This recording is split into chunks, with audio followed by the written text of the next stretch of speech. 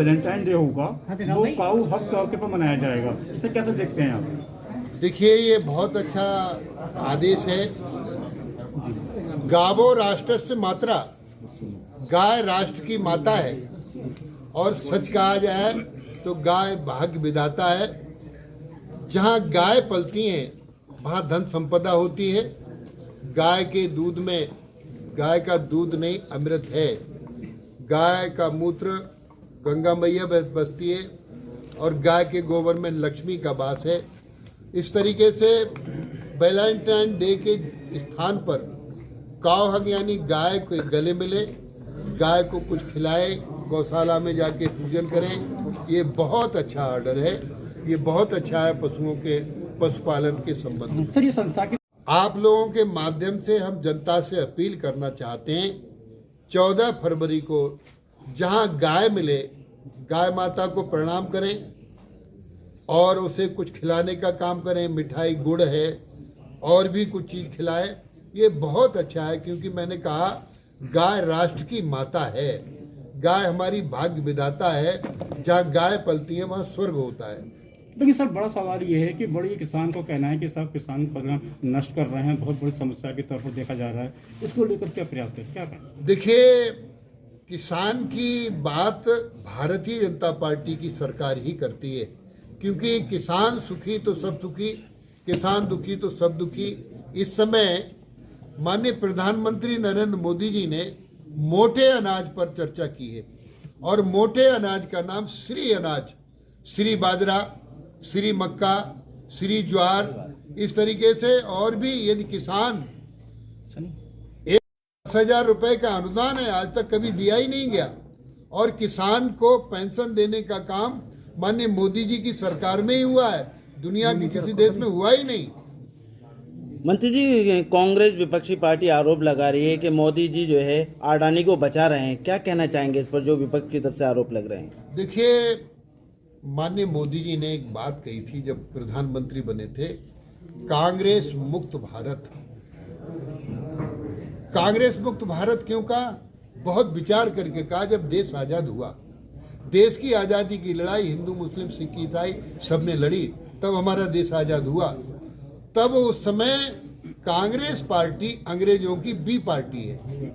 इसलिए मोदी जी ने कहा कि कांग्रेस मुक्त भारत, हम भारत को अंग्रेजों से मुक्त करना चाहते हैं। जब कांग्रेस से मुक्त भारत हो जाएगा तो अंग्रेजों से मुक्त भारत हो जाएगा। इसलिए मोदी जी ने कहा है, ये बिल्कुल ठीक बात है। सर, राहुल गांधी जी ने अभी योगी जी की ने कहा है कि वे धार्मिक नेता नहीं है, ठग हैं। क्या कहेंगे उनके बयान को लेकर सर? देखिए, ये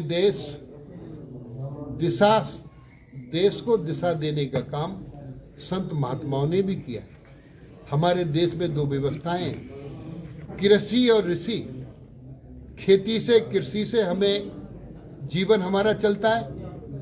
दो बातें हमें आवश्यक हैं, हमें भोजन मिलना चाहिए और भोजन ही नहीं मेरा भोजन ही मिलेगा और ज्ञान नहीं मिलेगा तो आदमी बायात हो जाएगा।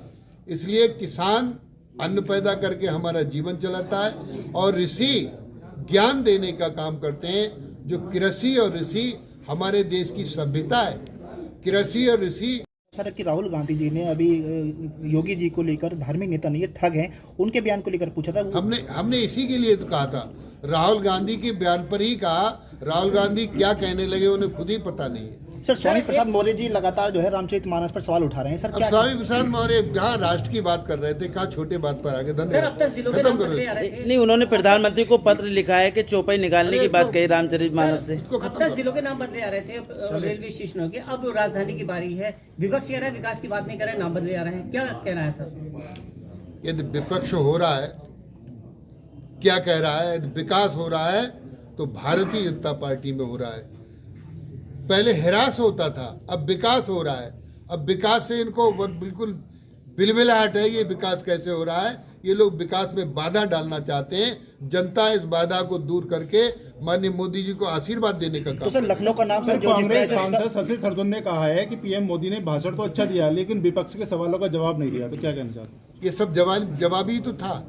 देश का उत्थान होगा, ये जवाब है। देश का विकास होगा, ये जवाब है। देश की एकता और अखंडता रहेगी, ये जवाब है। भारतीय जनता पार्टी सत्ता सुख के लिए राजनीति नहीं करती है। भारतीय जनता पार्टी व्यक्ति निर्माण की राजनीति करती है, भारतीय जनता पार्टी देश निर्माण की राजनीति करती है, भारतीय जनता पार्टी राष्ट्र निर्माण की राजनीति करती है, इसलिए मोदी जी ने ऐसा कहा। सर, सपा सांसद डॉक्टर शफीकुर रहमान बर्क कह रहे हैं कि हम यूनिफॉर्म सिविल कोड लागू नहीं होने देंगे। देखिए, समान नागरिक संहिता इस देश के लिए सब समान कानून हो, इसमें तो किसी को आपत्ति नहीं होनी चाहिए। सर, एक तरफ जहाँ पर जो अधिकारी के वेतन नहीं मिल रहा, वक्फ बोर्ड की संदिग्ध आपने कहा था कि सर जो लोग हैं उनकी जांच की जाएगी, वक्फ बोर्ड की क्या कार्रवाई की जा रही है, तो किस तरह से उसको देखना है सर? कल मेरे आवास पर लखनऊ के मुस्लिम धर्म गुरुओं की एक शिष्टाचार बैठक थी। उस शिष्टाचार बैठक में 3 बातें उठी थी। एक तो अब हम हज यात्रियों के लिए बड़ी सुविधा दे रहे हैं, जो पहले उनका खर्चा कम कर रहे हैं। दूसरा, उन्होंने जो मदरसा शिक्षा को आधुनिक शिक्षा से जोड़ने की बात कही थी। और जो आपने सवाल किया है, जो वेतन नहीं मिल रहा है, तो वो देख लेंगे, कल विषय आया है। तीसरा सवाल उन्होंने उठाया था, वक्फ की संपत्तियां बहुत महत्वपूर्ण हैं, वक्फ की संपत्तियों पे कब्जे लोगों ने कर रखे हैं, हम उनको कंप्यूटराइज करके जिन लोगों के कब्जे हैं उन्हें कब्जा मुक्त कराएंगे, नोटिस देंगे, और फिर नहीं मानेंगे तो बुलडोजर चलाने में भी परहेज नहीं करेंगे।